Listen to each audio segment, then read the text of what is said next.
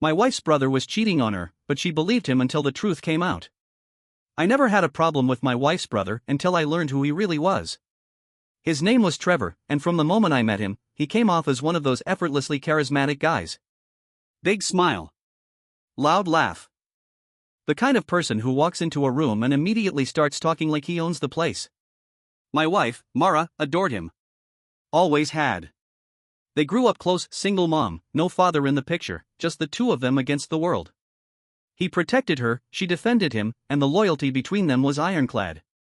I respected that at first. Family matters. Especially when you've been through hard times together. But loyalty and truth don't always walk hand in hand. And sometimes, the people we trust the most are the ones we can't see clearly at all. The first time I suspected something was off was at a backyard party Mara and I hosted for our second wedding anniversary. Trevor brought his new girlfriend, Alyssa, early 30s, warm smile, seemed genuinely nice. She worked in real estate, loved dogs, and clearly didn't know many people there, so I made an effort to chat with her for a while. 10 minutes into the conversation, she mentioned something strange. I was really nervous to come tonight, she said. I wasn't sure if he told Mara yet. I paused. Told her what? She looked confused. About us. I frowned. She knows you're together. No, I mean, that we're serious. That it's not just casual anymore. That was the first red flag. Trevor had been dating Alyssa for almost 6 months at that point. Long enough that serious shouldn't be a surprise. And the fact that she thought Mara didn't even know? It didn't make sense. I didn't push further. Just nodded, and filed it away. Later that night, after most of the guests had gone, Mara and I were cleaning up in the kitchen. Hey, I said casually. What do you think of Alyssa? She shrugged. She's okay. Kind of quiet. I don't think she'll last. I raised an eyebrow. What makes you say that? She didn't look up from the dishes. Trevor doesn't do serious. That phrase echoed in my mind for days. I tried not to interfere. Not my business. Trevor was a grown man, and if Alyssa was walking into something blind, that wasn't my burden to carry. But 2 weeks later, things escalated. I ran into Alyssa. At a grocery store. With a different guy. She didn't see me, but I saw everything, her laughing, leaning into him, holding his hand like it was the most natural thing in the world. I didn't know what to think. Was she the one cheating? Was Trevor just one of multiple guys? Either way, something was off. And when I mentioned it to Mara, just offhand, without assigning blame, her reaction was immediate. Don't say things like that about her, she snapped. You don't know her. And you definitely don't know him. I'm not accusing him, I said carefully. I'm just saying, something doesn't feel right. Well, I trust Trevor, she said. And you should too. End of discussion. A few weeks passed. Then came the second moment that changed everything. Alyssa showed up at our door. Alone. It was a Sunday morning, early, too early for casual visits. Mara was still asleep. I opened the door groggily, surprised to see her there. Her eyes were red. Makeup smudged. She looked like she hadn't slept. I'm sorry, she said. I didn't know where else to go. I let her in. We sat at the kitchen table in silence for a moment before she spoke. He's been cheating on me, she said finally. I found texts. Pictures. Hotel receipts. I blinked. Trevor? She nodded. With who? I don't know. Multiple women. Maybe more. I confronted him last night and he flipped out. Called me crazy. Told me I was ruining his life. She reached into her purse and pulled out a folded piece of paper, printed screenshots. Dozens of them. Messages to women. Flirty DMs, suggestive photos. And one unmistakable receipt from a hotel downtown, dated just 2 nights earlier. My chest tightened. Not because I was shocked. But because I'd seen this movie before. Trevor wasn't just careless.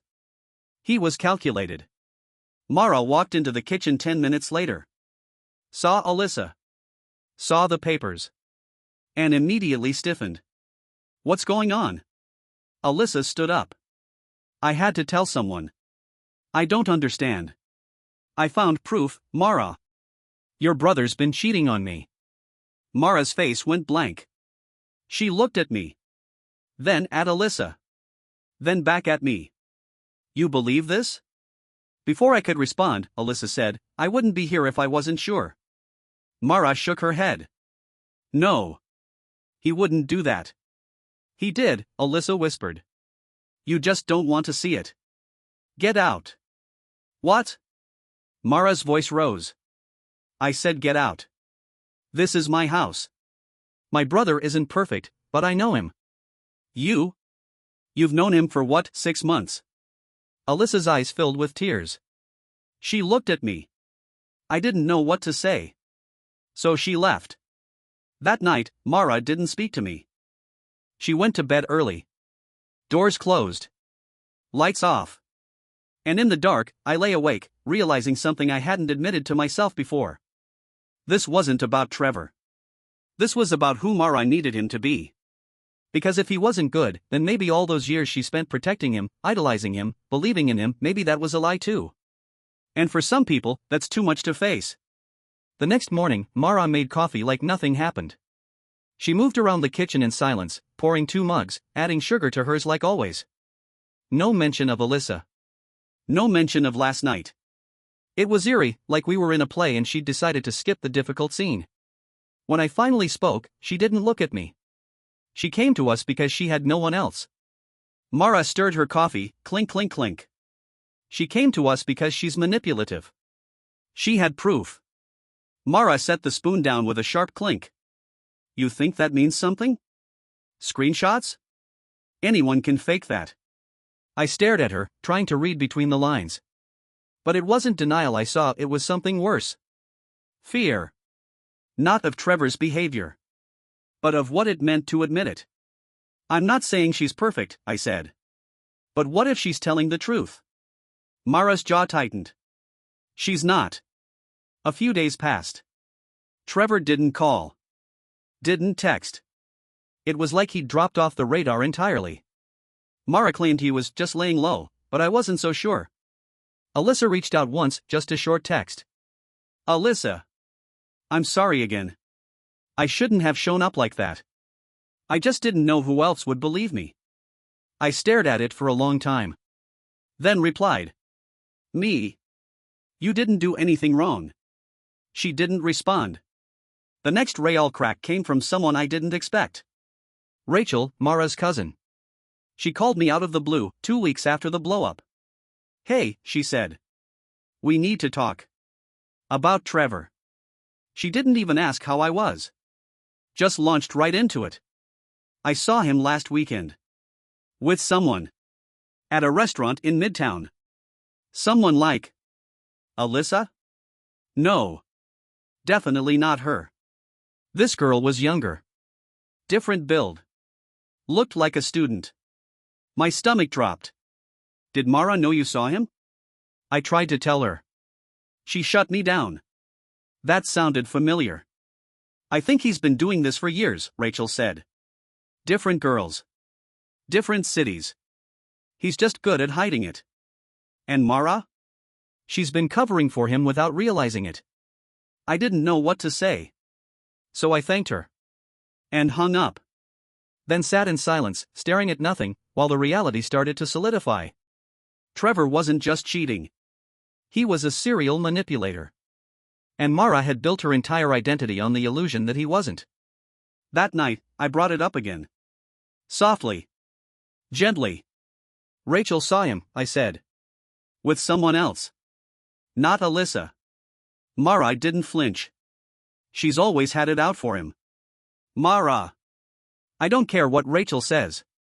It wasn't just her. Alyssa had proof. Real, hard proof. Mara stood up from the couch. I don't want to talk about this anymore. You need to talk about this. No, she said, voice rising. What I need is for everyone to stop trying to drag my family through the mud. I stood too. I'm not dragging them through anything. I'm trying to pull you out before it gets worse. She looked at me, eyes glassy with frustration. Pain. Something else I couldn't name. I'm tired, she said. Can we not do this tonight? And with that, she walked out of the room. In the days that followed, things grew colder between us. Small silences filled the space where casual conversations used to be. Shared dinners became quiet, mechanical meals. I caught her texting Trevor late at night, but didn't confront her.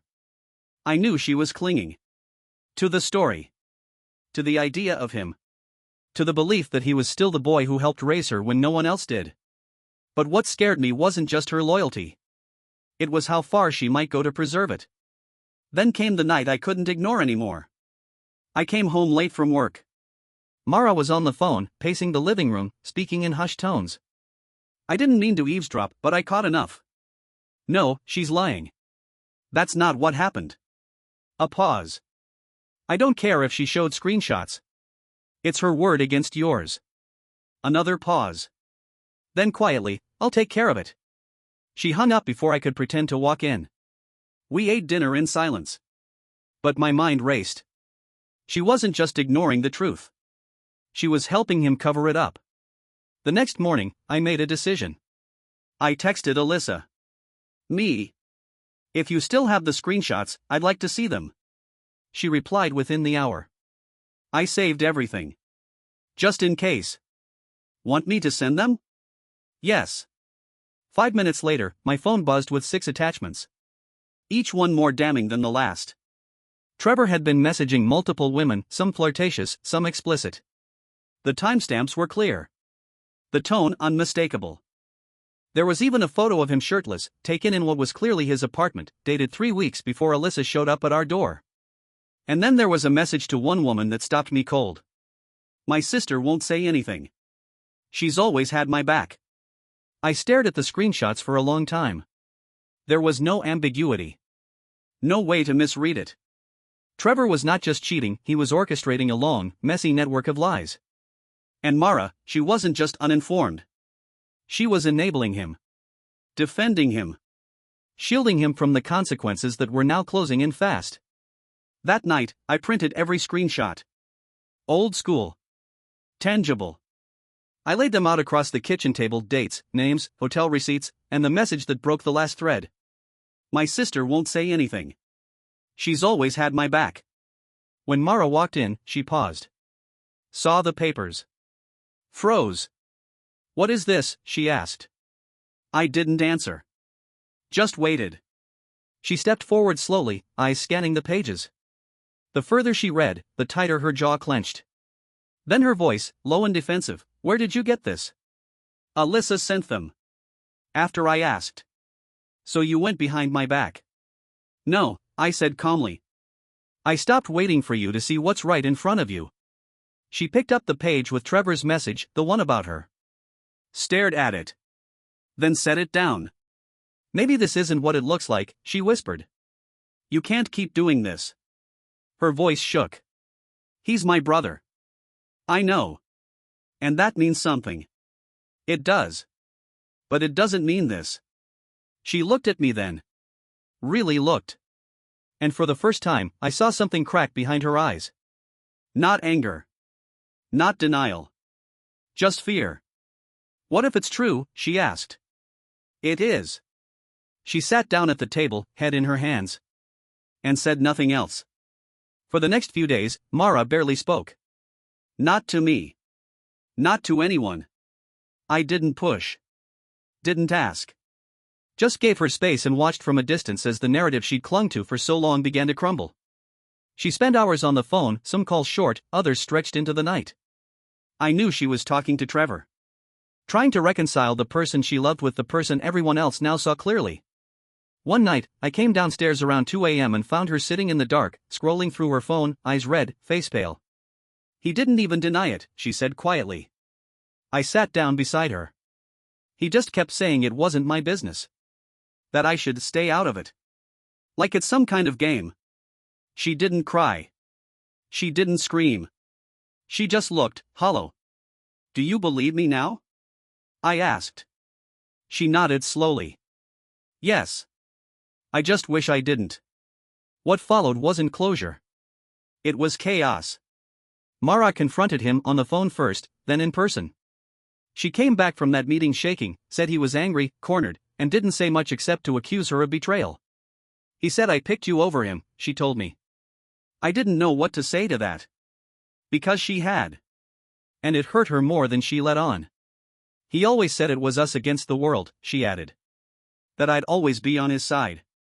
Being on his side doesn't mean lying for him, I said. I know, she whispered. But I still feel like I failed him. The fallout came quickly. Alyssa broke it off officially. She moved out of Trevor's place, blocked his number, and posted a brief but devastating message on social media. Trust isn't something you're given, it's something you earn. And some people are broke in more ways than one. Friends of Trevor's started distancing themselves. Rumors spread. And while none of it made the news, it made the rounds, especially among Mara's extended family. Her cousin Rachel, who'd warned us from the beginning, reached out again. I'm glad she finally saw it. I know it couldn't have been easy. It wasn't. Mara withdrew from most things, friends, family events, even work for a few days. She moved through the house like a ghost. I tried to support her. I really did. But part of me was still holding something. A question I couldn't ask out loud. Why did she need so much to believe a lie? Then one night, she asked me the hardest question of all. If he hadn't been caught, if Alyssa hadn't come to us, what would you have done? I didn't answer right away. Then I said, I would have kept pushing. Kept showing you what was real. Because I love you. She nodded. Do you still trust me? She asked. That one hurt more than I expected. Because the truth was, I wasn't sure yet. But I said, I'm trying.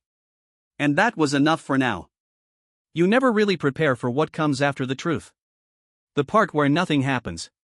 No dramatic confrontation, no courtroom moment. Just silence, awkward family dynamics, and the strange space that opens up when a long-held illusion finally breaks. For Mara, it was like mourning. Not just the loss of her brother's image, but the years of belief built around him. The way she remembered childhood birthdays, snow days, nights on the couch watching cartoons together.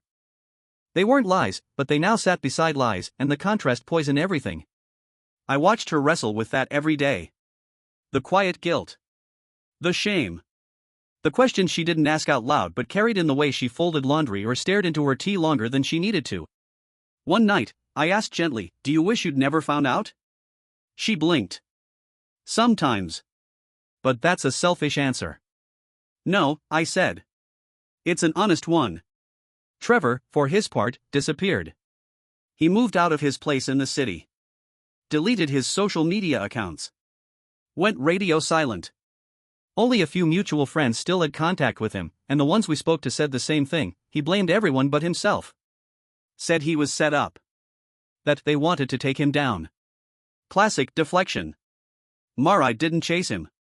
She wanted to. I could see it every time she scrolled through old photos of them, smiling as kids, or birthday dinners, or that one trip they took to the coast with their mom just before she passed. But she didn't reach out. And I respected her for that. Instead, she started going to therapy. I didn't suggest it, she found her own way there. The first few weeks, she barely mentioned it, just said things like it was fine or we talked about boundaries today.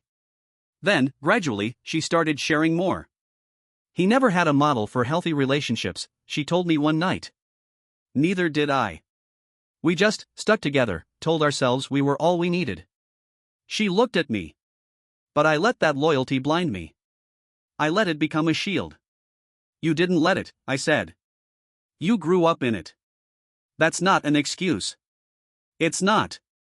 But it's a starting point. Meanwhile, our relationship, mine and Mara's, began to stretch in ways I hadn't expected.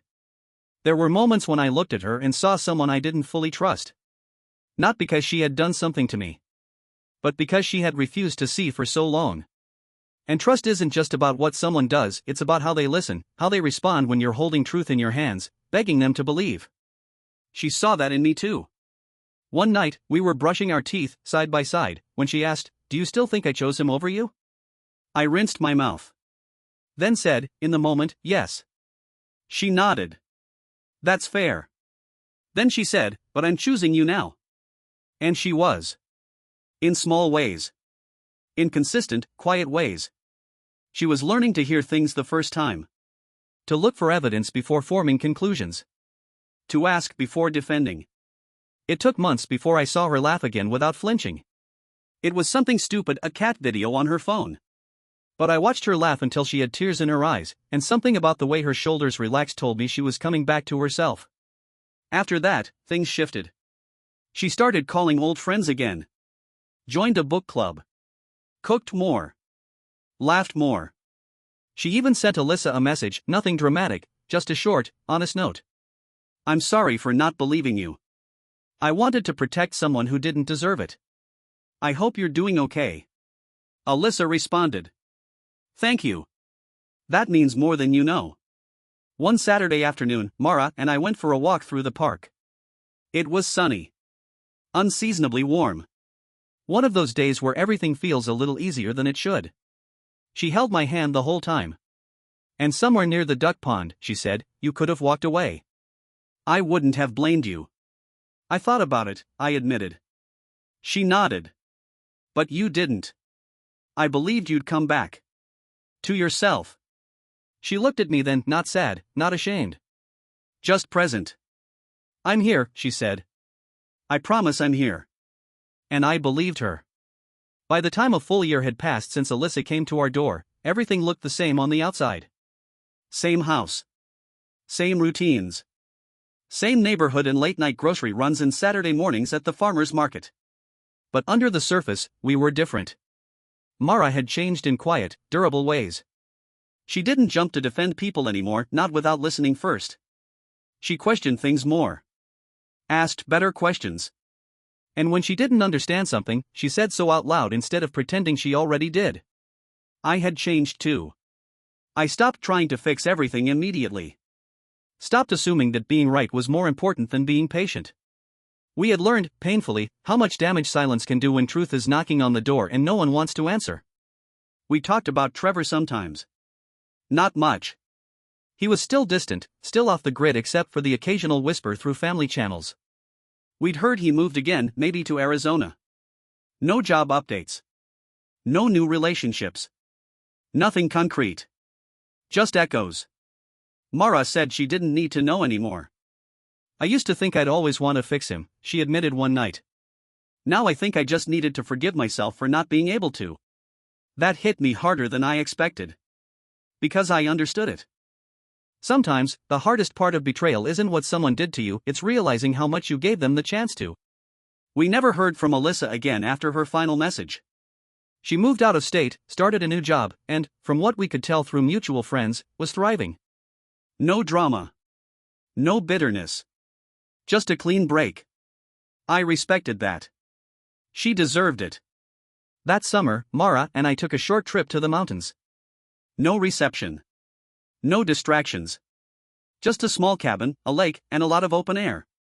We brought books. A portable speaker. A deck of cards we never touched. One morning, over coffee on the porch, she said, "Do you think we'll ever really be past it?" I didn't answer right away. Then I said, "I don't think we have to be." She looked at me. "I think there's this idea that healing means erasing what happened," I said. "But maybe healing is just living alongside it. Without letting it define you." She nodded slowly. "That sounds right." And for once, we didn't need to say anything else. We stayed 2 more days. We hiked. Cooked simple meals. Read by the fire. And when we drove home, we didn't talk about Trevor once. Not because it hurt too much. But because it finally didn't hurt at all. Months later, Mara got a letter. No return address, but the handwriting was familiar. It was from Trevor. Just a short note. "I know you probably don't want to hear from me. That's okay. I don't expect anything. I just wanted to say that I understand now why you stopped defending me. I think about that more than you probably believe." He didn't ask for forgiveness. Didn't blame anyone. Didn't try to rebuild the bridge. Just left the past on the table, quietly, and walked away from it. Mara folded the letter, placed it in a drawer, and never mentioned it again. Some scars you don't need to cover up. Some you just live with. You carry them like proof that you survived something that could have swallowed you whole. Mara and I, well, we survived it together. We'd seen each other at our most defensive, our most raw, our most unwilling to bend. And we bent anyway. That takes something real. Sometimes I think back to the night Alyssa showed up. To how close everything came to unraveling. To how easily I could have walked away instead of standing in the middle of someone else's pain and saying, "You need to look. You need to see." But I didn't. And she did. And now, we both know what it means to love each other in full clarity, no illusions, no masks, no old loyalties standing in the way. Just us. Forward. Thank you for watching the video. Don't forget to like and subscribe to the channel. Have a nice day.